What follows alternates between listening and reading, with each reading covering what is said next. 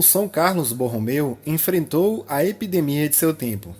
São Carlos Borromeu, cardeal da Santa Igreja Católica e arcebispo de Milão de 1565 a 1583, foi qualificado no decreto de sua canonização como um homem que, enquanto o mundo lhe sorri com grande bajulação, vive crucificado em o mundo, a vida do espírito, pisoteando as coisas terrenas, busca continuamente o celestial.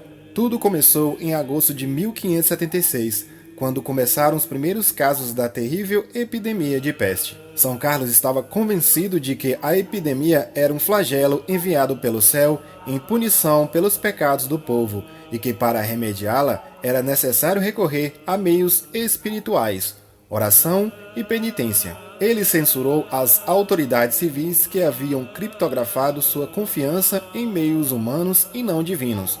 Os magistrados que governavam a cidade continuaram a se opor às cerimônias públicas por temer que as aglomerações aumentassem o contágio. Mas Carlos, que foi guiado pelo Espírito de Deus, diz outro de seus biógrafos, o convenceu citando vários exemplos, incluindo o de São Gregório Magno, que havia parado a praga que atormentava Roma em 590. Enquanto a epidemia estava se espalhando, o arcebispo ordenou 3 procissões gerais, que aconteceriam nos dias 3, 5 e 6 de outubro em Milão, a fim de aplacar a ira de Deus.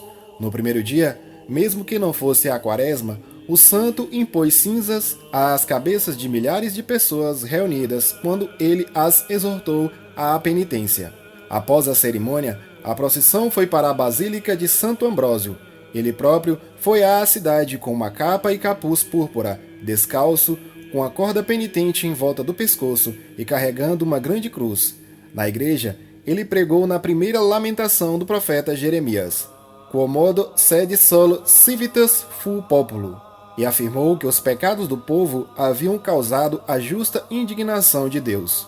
A praga não apresentava sinais de diminuição e Milão era uma cidade deserta, porque 1/3 da população havia perdido a vida e os outros estavam em quarentena ou não ousavam sair de casa. O arcebispo ordenou que cerca de 20 colunas de pedra, coroadas por uma cruz, fossem erguidas nas principais praças e encruzilhadas da cidade, para que moradores de todos os bairros pudessem assistir a missas públicas e orações espiando pelas janelas de suas casas. Um dos santos protetores de Milão é São Sebastião, o mártir que os romanos haviam recorrido durante a praga de 672. São Carlos propôs aos magistrados milaneses reconstruir o santuário dedicado ao santo, que estava em ruínas, e celebrar por 10 anos uma festa solene em sua homenagem. Finalmente, em julho de 1577, a praga cessou.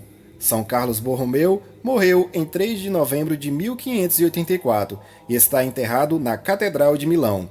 Durante os 18 anos em que esteve no comando da Arquidiocese de Milão, São Carlos dedicou-se com igual determinação ao combate à heresia que considerou a praga espiritual. De acordo com São Carlos, nenhuma outra falha ofende mais a Deus, ninguém provoca sua ira mais do que o vício da heresia, e por sua vez, nada arruína tanto as províncias quanto os reinos e essa pestilência horrenda. Citando esta frase, São Pio X chamou de um modelo de rebanho e pastores nos tempos modernos, um defensor e conselheiro inabalável da verdadeira reforma católica contra os inovadores recentes, cuja intenção não era a reintegração, mas a deformação e a destruição da fé e costumes. Louvado seja nosso Senhor Jesus Cristo, para sempre seja louvado e sua Mãe Maria Santíssima. Em nome do Pai, do Filho e do Espírito Santo. Amém.